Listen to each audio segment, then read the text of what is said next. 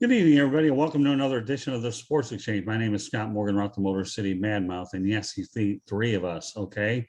And that suits me fine tonight. I'm pleased to be joined by Steve Balestrieri. Steve, welcome back. Thank you. And it's great to be here as always. I look forward to talking with you two guys. And yeah, we won't have to fight for mic time tonight. No, this will be a very simple, straightforward broadcast. Love having the other guests that we bring on here, but tonight it's the three of us, and that suits me fine, right, Mel Farr Jr.? Absolutely. All right, folks, just so you know, this broadcast is simulcast.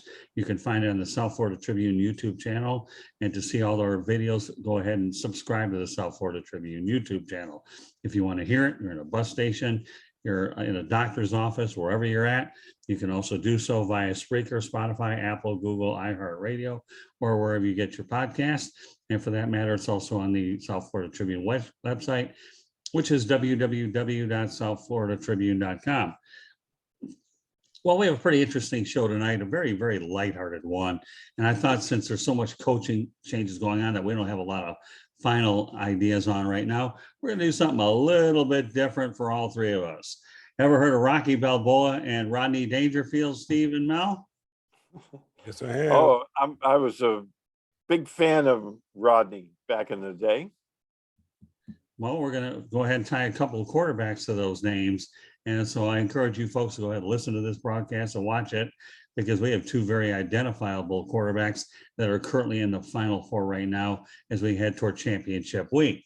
And Rocky Balboa goes to Joe Burrow, age 25, Cincinnati Bengals. And I'll tell you one thing, I always love the Rocky films, but what Joe Burrow had to endure against the Tennessee Titans with 9 sacks, and they still won the football game, and he still managed to throw for 348 yards. If that wasn't good enough, okay, the previous meeting on January the 2nd against Kansas City, 34-31, he was sacked a total of 4 times, but had 4 touchdowns and ended up amassing 446 yards. And his primary target was Jamar Chase, who caught 11 passes, 266 yards and 3 touchdowns. So here you have it, okay? You got 4 sacks against Kansas City, 9 against the Titans, and let's just date it back a little bit more. On Sunday, December 26th, against the Baltimore Ravens, Joe, 37 for 46 for a franchise record, 525 yards and 4 touchdowns, and was sacked 3 times. So you talk about a franchise record. So here's the thing. The guy has been sacked 16 times the past 3 games that he's played in. And, you know, when I remember when the Bengals made their choice, who they were going to bring alongside of him, they had the choice between Jamar Chase, who was a first-round pick, 5th overall, his teammate at LSU, the wide receiver, who, by the way, has had a pretty good year in his own right, with 81 receptions for 1,455 yards and 13 touchdowns. Or they could have gone ahead and protected Joe Burrow with Penei Sewell, the tackle out of Oregon, who was picked by the Detroit Lions 7th overall, and he's 6'5", 331 pounds. So there you have it. So why don't you, is that an appropriate name, Steve Balestrieri, for Joe Burrow, calling him Rocky? It's funny when you mention Joe Burrow as Rocky and how many times he got sacked against the Titans. The scene that came to mind from all the Rocky movies, cut me, Mick. Because he was taking a beating out there. Now, some of that I thought was self-inflicted. I thought there was several times when he was holding the ball too long. But when you talk about a young guy in his 2nd season who, I mean, he's facing the number 1 team in the AFC on the road, you know, in the playoffs, he hung in there, he delivered. And I thought he acquitted himself really, really well in that football game. Now, he did hold the ball a lot. So, you know, this weekend, this is something that they'll have to drill in his head. Because a lot of times, if you hold the ball too long, you know what can happen. You know, you can get the strip sacks, and Kansas City's awfully good at that. So, but, you know, and I think Rocky Balboa is a nice if you, like you said, lighthearted lead in for him, because he is the young guy who hasn't had a shot. He's not a club fighter by any stretch of the imagination, but he's the guy that's vying for that championship. Well, that's amazingly enough, the Bengals won 19-16. And I don't think any of us saw that upset coming whatsoever. But think about Joe Burrow for a moment. And I keep mentioning it every episode that we have. The guy is on house money. Okay. And I'll always remember what he says. Cincinnati doesn't have a big nightlife. We're not getting COVID-19. And you know what? I keep defending him every single time. Say it all you want, and those Bengals don't care what you say, as long as they're playing football and the other 28 teams are sitting home, it doesn't make a lick of difference. So, with that said, Mel, would you say that Joe Burrow and Rocky are definitely a good match?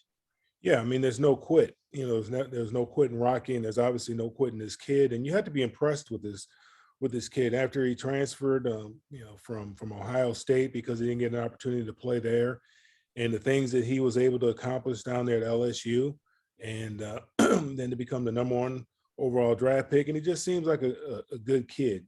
I lived in Cincinnati for a while. I lived down there for about 4 years, and those are some diehard fans. I can tell you, the people that I worked with, because there's no other professional sports team there other than the baseball team, Right.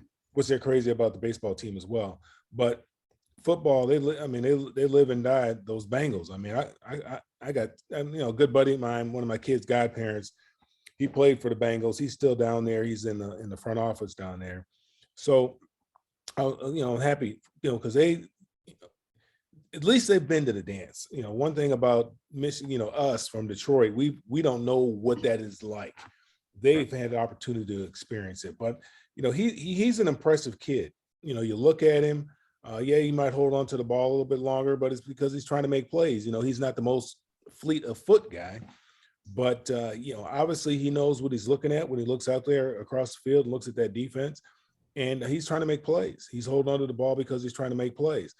Now, he's going to have to be careful about that, because those hits do eventually start to take a toll on you. The rules are a little bit better now, where linemen, defensive line can't fall on top of you. Now they got to kind of fall off to the side. But every now and then, something happens. One of those big 350-pounders might fall on top of him. So he just got to be careful and get rid of the ball quick, play smart, and who knows what can happen. Yeah, I just like him overall. I just love his personality. I really do. I mean, this kid here is exactly what you want in a franchise quarterback. He doesn't come across as cocky, just a bit low-key confidence. And I like that. Now, when you talk about Cincinnati being a good town, yes, they've certainly loved the Cincinnati Reds. The Cincinnati Bearcats football team has had some success in recent years under the guidance of Luke Fickell. And don't even forget about their basketball team for a long time as well. So, what they do have in Cincinnati, more power to them. And I got to tell you, many years ago, I used to work for Reds View magazine out in Cincinnati. So I got to know those folks there, and I know them really well. So, I love Joe Burrow. I really do. We'll get to predictions a little while. And, how do you not pull for a guy like him? But yeah, there's no question that every time I looked at those staggering number 16 sacks, Rocky Balboa was the only thing I could think of to draw that. Well, and the impressive thing is, like, when a quarterback gets sacked that many times, a lot of times you'll see them, they get that kind of happy feet in the pocket, and they're looking for a way to get out of there maybe early. He wasn't doing that. He was staying cool in the pocket. He was, like Mel said, he was looking downfield the whole time, looking to make a play, and he never got flustered. I thought that his poise was really impressive in the game, and it has been, especially down the stretch. So you have to be impressed with what you've seen out of him. And that's like you said, that's a team playing with house money. I think the Chiefs are favored, and probably should be, but I wouldn't count them out this weekend. Well, think about it for a moment. Okay, Zach Taylor even went on record saying, if I were in it with any other team, I probably would have been fired after 2 years. I think that's the average shelf life anyways. And I hate to make these comparisons, but I'm going to do it anyways. We all know that the Dallas Cowboys had Michael Irvin, They had Emmitt Smith and Troy Aikman as their triplets. And now Cincinnati slowly but surely is formulating their own with Joe Burrow, Joe Mixon, and Jamar Chase. And a quiet, easygoing coach with Zach Taylor, who gives Joe Burrow all the latitude to do what he wants. I like what they're doing there. I really do. So on to the Rodney Dangerfield side of the equation, one that we're all too familiar with. Okay, that guy by the name of Matthew Stafford. Now, mind you, Burrow is age 25 and Matthew Stafford is age 33. Let me break down his numbers real quickly. In 2021, throws for 4,886 yards, 41 touchdowns against 17 interceptions. Going into the season, he was 0-3 in the playoffs. This year, he's 2-0. And he actually beat Tyler Murray and Tom Brady. And I really enjoyed seeing that photo of Stafford embracing Tom Brady over in Tampa. I think that was neat. If you go to Matthew's numbers, you got career games, 182 games, 49,995 touchdown yards versus 323 touchdowns. We know he has that gunslinger mentality. So I definitely feel that Matthew Stafford deserves the Rodney Dangerfield. I don't get any respect. Will that change right now? Mel, what do you think? I mean, who that plays for Detroit gets respect. The Lions don't get respect. I mean, we don't get respect there as fans. He had to leave. Most players have to leave in order to gain some respect. And most players do leave. They get out of there, except for very few. It's going to be interesting. They've had a very difficult time. It seems that Shanahan has had McVay's number in this game. I think they've won the last 6 in a row. I think Right. won 7 out of 9 or 7 out of 10, some number like that. Well, they've won 6 in a row. You're right on target there, Mel. I mean, the 49ers have a 6-game winning streak against the Rams. That's all there is to it. And I can go back to, when I was playing and it was in the playoffs and we split with San Francisco. We beat them there. They beat us at our place. And in the NFC Championship game, we went up to San Francisco to play them in the NFC Championship game. It was our 3rd time playing. So, this was the deciding, obviously the one that was going to decide who was going to go to the Super Bowl. And they had our number.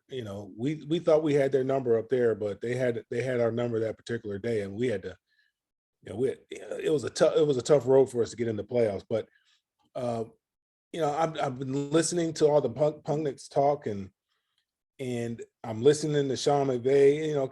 Kyle Shanahan, he's kind of a little cocky little dude. And I really feel he believes that he has Sean McVay's number. And, they beat him twice already this year. The San Francisco had to win, if I'm not mistaken, to get in.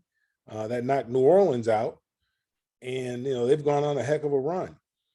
The deciding factor, obviously, is going to be Jimmy G and how well he plays, but they do a very good job of protecting Jimmy G. The last time they played, I think they only threw the ball 19 times, or the first time he played, they threw the ball, he dropped back 19 times. So Shanahan has so many different ways to run the football. And that's what he really wants to do. They really want to run the football. He kind of takes it out of Jimmy G's hand, where Sean McVay, he kind of wants to run the football, but really he runs to set up the pass, to set up the play action game, the big chunk yardage downfield. And that's what they got Matthew Stafford for.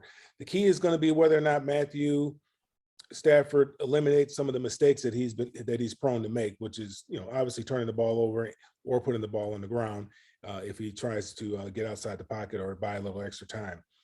But it's tough, man. I didn't pick them the last week to win. I'm pretty sure I did not pick them, even though I thought it would be tough. I didn't pick them to win, and they look very good. And so against Tampa Bay. So that defense is tough. I think Matthew Stafford has an opportunity to redeem himself. There's no question about it, and gain some respect. Okay, that was my next question, Mel. Thanks. Do you feel that Matthew Stafford has gone a long way to shake that Rodney Dangerfield, where now he's going to get the respect where beforehand he didn't have it? Yeah, I mean, I don't think anybody saw him. Nobody, maybe other than on Thanksgiving Day, but people really didn't see Matthew Stafford play. Now, some of the games that he has played in prime time, he's done some boneheaded things with the pick sixes and so forth and so on. I mean, there's a group of people. Obviously, Sean McVay was very high on him, and there's some people that love Matthew Stafford. It depends. Let's see what he does this week. Let's see if he wins this game this week. If he's able to take control of this game, make some big plays, take advantage of what Sean McVay is going to, the positions that Sean McVay is going to put him in, and let's see if he takes advantage of those opportunities. Because we know the thing with Jared Goff is he'd have opportunities, and you see the same thing with Jimmy G. Shanahan will dial up the perfect play, but the ball is not, it's too high or too low or whatever the case may be. So we'll see what happens. I mean, Matthew Stafford seems to have a good feel for the game. He made some great throws last week against Tampa Bay, bringing them back. So after you thought the game was over and to come back and do what they did, he made some great throws. I don't know what they were doing defensively for Tampa Bay, but he made some big time throws. And there's not a lot of guys that can, in that type of situation, can handle that kind of pressure and make those type of throws, other than the 4 guys we were watching that particular day, probably.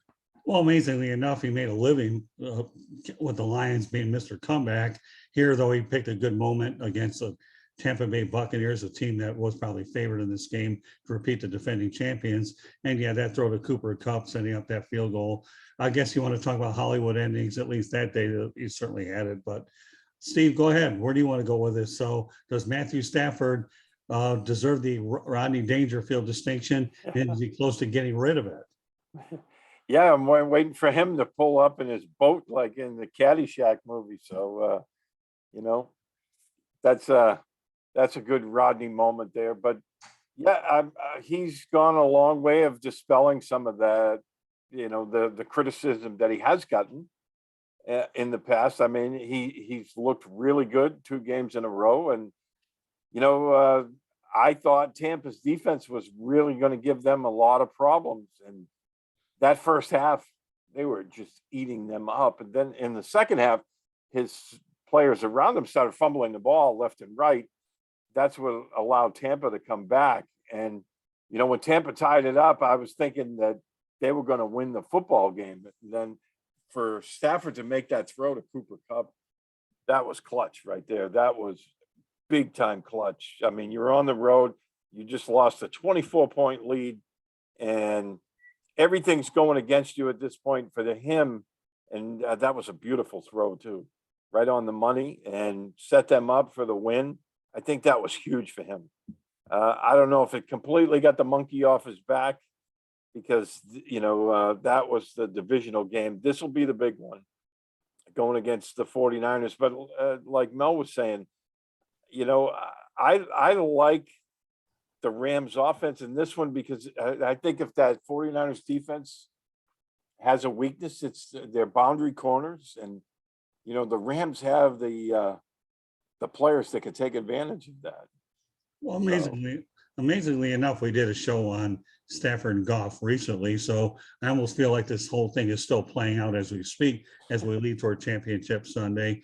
And let's face the reality, no matter what happens with Stafford, he's not, if he continues to play a maximum of 2 football games, he gets to sleep in his own bed in LA. So we don't have to worry about that. So that, therefore, you take away the travel. I want to throw a couple did you knows out there before we wrap up the show. Number one, okay, there's only 2 teams in the championship era that are undefeated, okay, in the championship era for conference games, excluding the Houston Texans. Do you know who those teams are?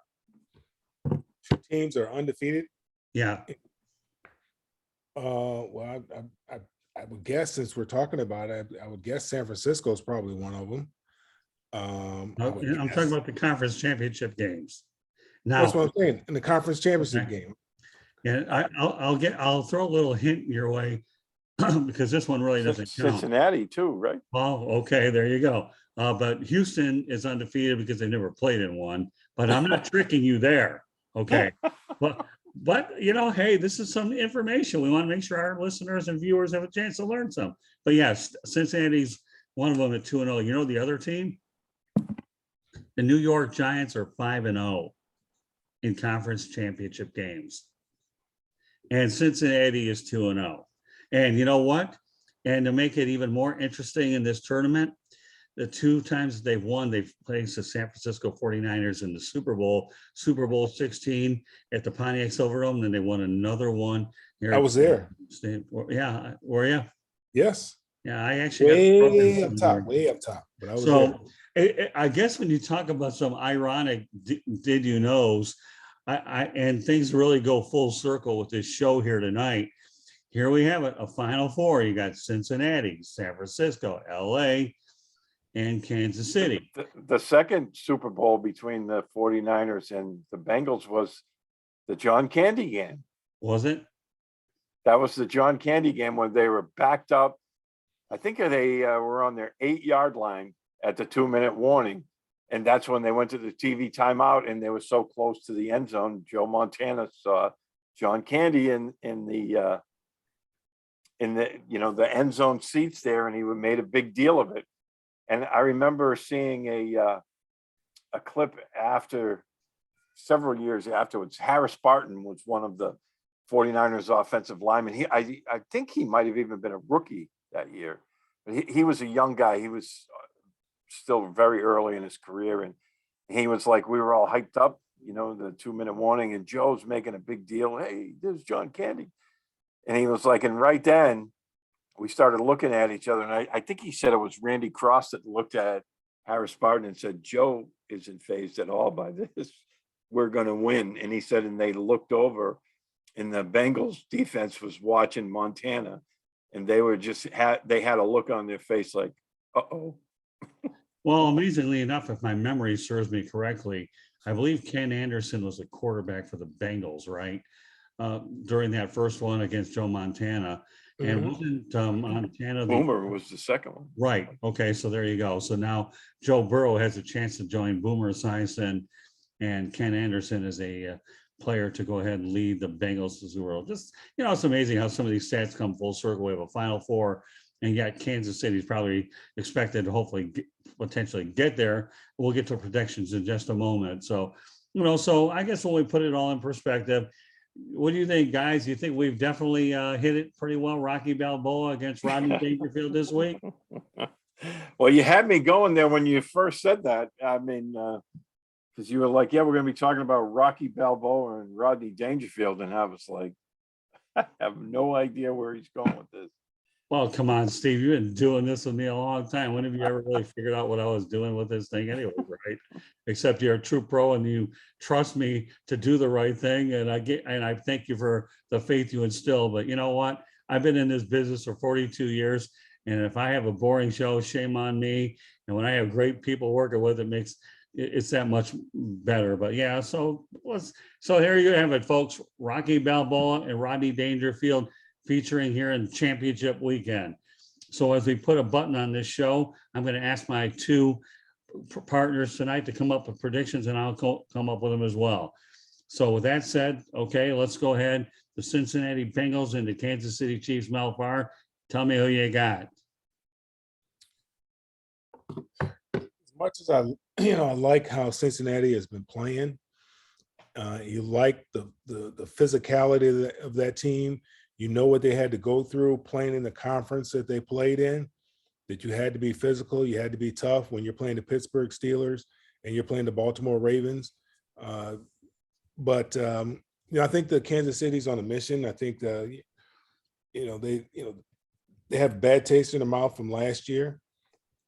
And I think that they are playing with purpose. And I think that Kansas City will win that game. Give me a score. Score. It's a great question. I'll go. There hasn't been much defense played with these teams lately, particularly in the fourth quarter in the last 2 minutes. I think Cincinnati's defense is a little bit better, but I'll go 34-21 in favor of the Chiefs. The Chiefs, yes. Okay, now let's talk about LA against San Francisco.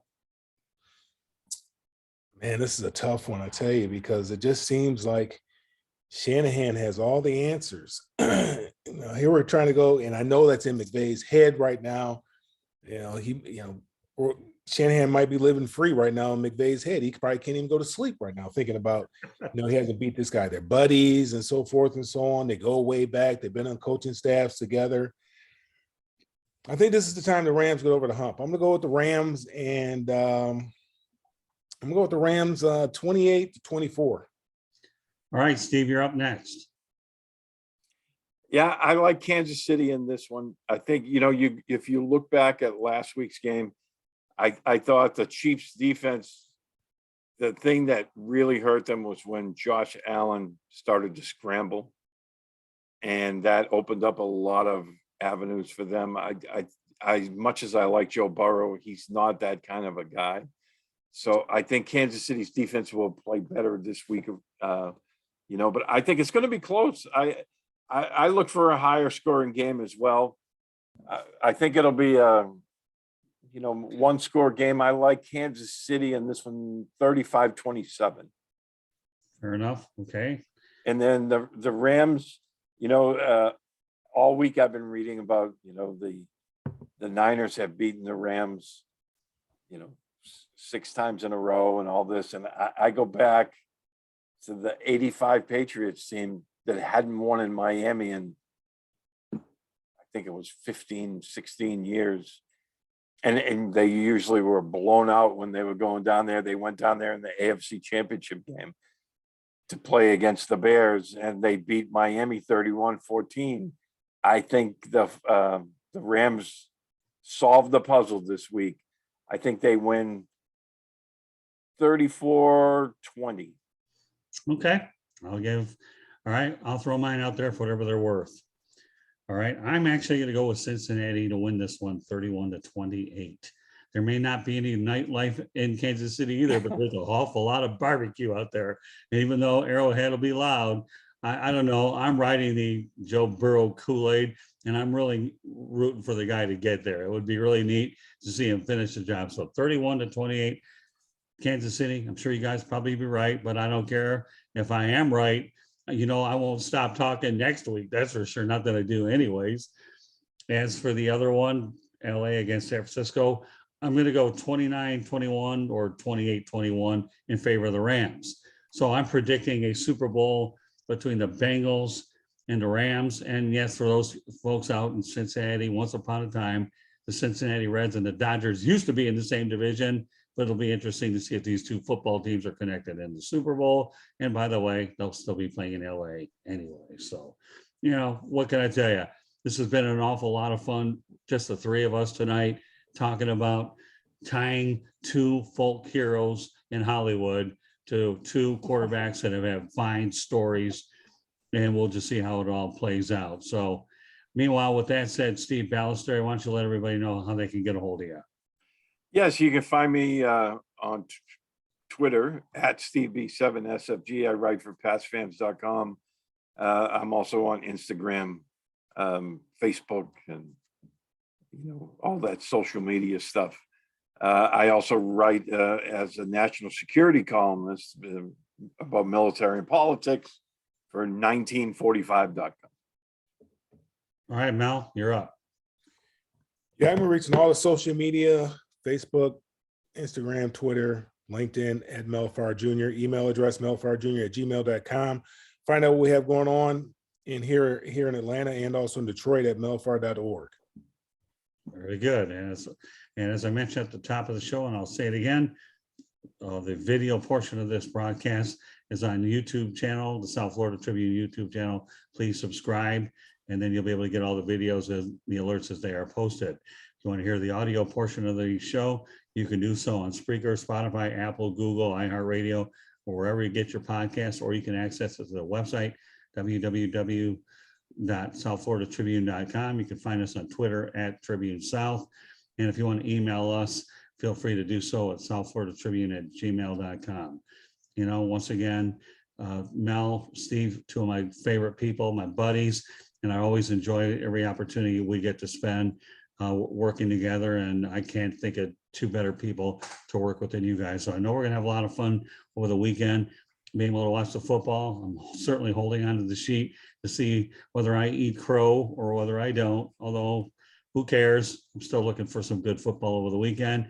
We'll resume some episodes of the coaching search as we get more information available. But meanwhile, it's neat to take a break from the coaching situation and bring back Rocky Balboa and Rodney Dangerfield in a much different manner. So now that you've heard the show, now you understand where the connections that are at the, so, but meanwhile, on behalf of Steve Balestrieri, Mel Farr Jr., my name is Scott Morganroth, the Motor City Mad Mouth. Thank you for joining us on this edition of the Sports Exchange. And folks, I want to end this on one note, okay? Please be careful with COVID-19, okay? This thing isn't going away. And I want to dedicate this show to my Aunt Judy, who we just had the anniversary of her 1 year passing, who passed away for COVID-19. And I love my Aunt Judy. She's always been my hero and somebody I really think dearly of as well. So please take this virus serious. I'm sure everybody at some point or another has been connected to it at some point. We hope that everybody takes the necessary precautions. But once again, enjoy the football, and thanks very much for joining us once again on this edition of the Sports Exchange. Good night, everybody, and have yourself a great weekend. Good night. Good night. Good night.